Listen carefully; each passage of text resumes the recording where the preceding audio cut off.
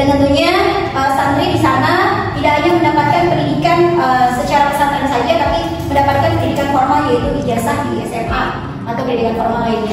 Dan untuk kurikulum yang digunakan di Madrasah Al-Nurul Huda itu adalah Kemendikbud yaitu kurikulum 2013, Kemenak dan serta yayasan. Untuk selanjutnya adalah kaitannya dengan manajemen pembelajaran. Tentunya manajemen pembelajaran secara singkat saja itu menurut Hanafi 2019 itu terdiri dari proses perencanaan atau planning, kemudian pelaksanaan atau executing, perorganisasian atau organizing, dan juga pengawasan atau juga controlling. Untuk selanjutnya adalah kaitannya dengan capaian pembelajaran peserta didik. Tentunya berdasarkan Undang-Undang Nomor 20 Tahun 2003 tentang Sisdiknas bahwa memang pendidikan itu harus menghasilkan output yang berkualitas. Dan tentunya di sini ada kompetensi-kompetensi yang memang harus dimiliki oleh peserta didik. Ada 3 kompetensi yang harus dimiliki. Yang pertama itu bisa dilihat, yang pertama adalah kognitif, yang kedua adalah afektif, dan yang ketiga adalah psikomotorik. Dan ini juga menurut Mulyadi tahun 2014. Selanjutnya adalah hipotesis penelitian. Hipotesis utama bahwa memang tidak terdapat pengaruh implementasi kebijakan kurikulum terhadap manajemen pembelajaran untuk mewujudkan capaian pembelajaran peserta didik. H1, terdapat pengaruh implementasi kebijakan kurikulum terhadap manajemen pembelajaran untuk mewujudkan capaian pembelajaran peserta didik. Untuk selanjutnya, subhipotesisnya adalah subhipotesis pertama yaitu H0 tidak terdapat pengaruh implementasi kebijakan kurikulum terhadap manajemen pembelajaran. H1-nya terdapat pengaruh implementasi kebijakan kurikulum terhadap manajemen pembelajaran. Dan subhipotesis kedua, H0 tidak terdapat pengaruh manajemen pembelajaran terhadap capaian pembelajaran peserta didik. H1 terdapat pengaruh manajemen pembelajaran terhadap capaian pembelajaran peserta didik. Dan hipotesis ketiga, H0 tidak terdapat pengaruh implementasi kebijakan kurikulum terhadap capaian pembelajaran peserta didik, serta H1 terdapat pengaruh implementasi kebijakan kurikulum terhadap capaian pembelajaran peserta didik. Adapun metodologi penelitian yang digunakan adalah metode deskriptif kuantitatif dengan teknik survei. Penelitian deskriptif ini tujuannya untuk memberikan gambaran tentang suatu masyarakat atau kelompok tertentu, atau gambaran tentang suatu gejala atau cuma 2 gejala atau lebih. Sedangkan penelitian kuantitatif itu menjelaskan fenomena sosial melalui pengumpulan data numerik yang dihasilkan dengan teknik analisis statistik tertentu. Dan untuk paradigma penelitiannya seperti ini, dan ini adalah model paradigma penelitiannya. Untuk selanjutnya adalah operasionalisasi variabel penelitian. Di sini ada 3 variabel. Untuk variabel X, variabel bebas, implementasi kebijakan kurikulum saya mengambil dari Andam 2014. Ada 3 dimensi. Yang pertama ada dimensi input, yang kedua proses, dan yang ketiga adalah output. Dan indikatornya ada dalam tabel. Untuk selanjutnya adalah variabel Y atau variabel antara. Ini manajemen pembelajaran. Saya ambil dari Hanafi 2011. Dimensinya ada 4. Yang pertama adalah perencanaan pembelajaran, pelaksanaan pembelajaran, pengorganisasian dalam pembelajaran, serta pengawasan dalam pembelajaran. Dan yang terakhir itu adalah variabel Z, yaitu variabel terikat. Itu adalah capaian pembelajaran siswa. Saya ambil dari Mulyadi 2014, di mana terdiri dari 3 dimensi, kognitif, afektif, dan juga psikomotorik. Untuk selanjutnya, alat ukur penelitian. Adapun alat ukur yang digunakan adalah kuesioner. Tentunya dengan tingkat pengukuran variabel yang sifatnya ordinal dengan kategori jawaban ada 5 tingkatan: sangat baik, baik, cukup baik, tidak baik, dan sangat tidak baik. Adapun di sini kita mengalami pengujian validitas, kemudian juga pengujian reliabilitas. Oke, selanjutnya adalah populasi penelitian. Untuk populasi penelitian itu adalah kepala madrasah, seluruh pendidik atau guru yang ada di madrasah aliyah, serta staf atau tenaga kependidikan. Dan juga ini jumlahnya populasinya ada 46 orang. Untuk selanjutnya adalah teknik sampling. Teknik sampling yang digunakan dalam penelitian ini adalah teknik sensus, yaitu meneliti subjek penelitian secara menyeluruh. Jadi peneliti tidak melakukan sampel karena seluruh populasi, kepala sekolah, guru, staf itu dijadikan responden. Kenapa? Hal ini dilakukan karena memang jumlah populasi relatif kecil, sehingga teknik sensus sampling ini dilakukan kepada seluruh pendidik dan pendidikan di madrasah yang berusia sebagai keseluruhan. Oke, selanjutnya ini adalah populasinya. Selanjutnya datanya. Jenis data, sumber data, pengumpulan data, dan proses pengumpulan data. Data ada 2, ada data primer dan data sekunder. Data primer didapat oleh dari responden, kepala madrasah, tenaga pendidik, guru, staf kependidikan melalui teknik studi dokumentasi.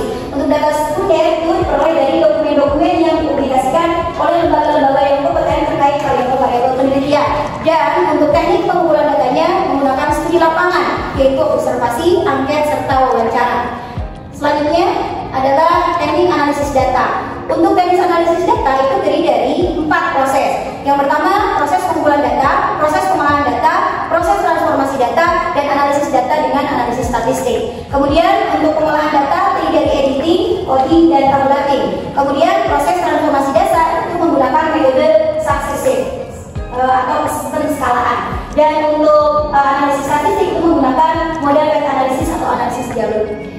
Untuk ini lokasi dan jadwal penelitian. Untuk lokasi dan jadwal penelitian itu dilaksanakan di Kampung Cibojong, Desa Balewali, Kecamatan Cisurupan, Kabupaten Garut, yaitu di Madrasah Alian Bermuda Cibojong.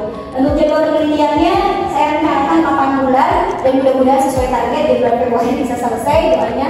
Dan terakhir untuk tutup ini daftar pustaka. Mungkin itu saja yang bisa saya sampaikan. Mohon maaf apabila banyak kekurangan dan terima kasih. Assalamualaikum warahmatullahi wabarakatuh. Waalaikumsalam. Terima kasih Saudari Isra ya, sangat berburu-buru ya. Semangat webinar internasional. Ya, kita harapkan bersama terus sampai selesainya tugas sana.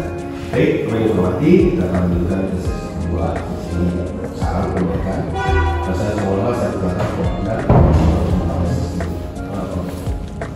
Alhamdulillah, sudah sampai ke seminar proposal. Ini kalau yang di judul dan variabel ini ya, kalau kerennya kita pasti IP. Jadi kalau MPI kan itu kira-kira cenderung kemana nih kalau judulnya ini? Katanya beda-beda yang bisa bervariasi kan kalau yang judul. Kira itu kemana? MPI. MPI ini kan MPI makro gitu kan. MPI sebetulnya MPI itu harusnya jadi keren ya harusnya. Mungkin untuk kaitannya dengan FPI tentunya ini sesuai karena di pendidikan formal yang ada di pendidikan Islam, seperti misalkan kalau formal itu madrasah aliyah, tentunya di sini ada kurikulumnya juga, kemudian juga ada manajemen pembelajaran juga, dan tentunya di madrasah aliyah itu juga sama tujuannya sebagai PPN.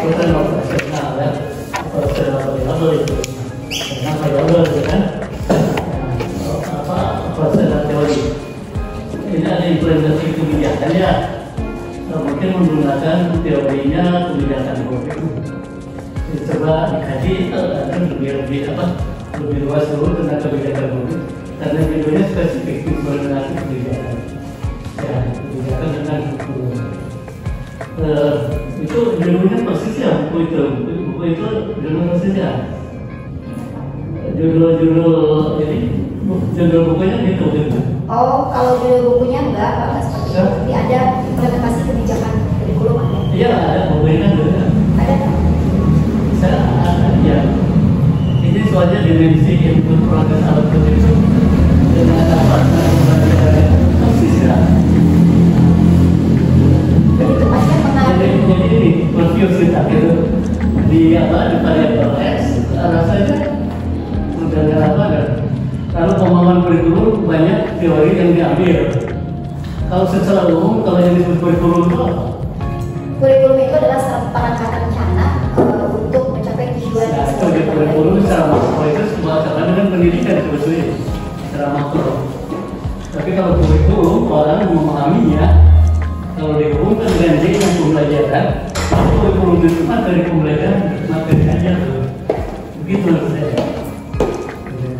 Itu ya definisinya input proses alat itu indikatornya hampir sama dengan itu, sama dengan MP manajemen pelajaran. Bahkan outputnya itu sama dengan Y, sama dengan Z. Ini bagus saja supaya materi yang diteliti itu sebaiknya sekalian tambah regresi ya, dari XY itu sesuatu yang maka coba saya lebih senang kalau ini melihat videonya itu ke manajemen pendidikan Islam dan kebijakan publik itu. Coba cari itu. Tapi kalau itu persis memang itu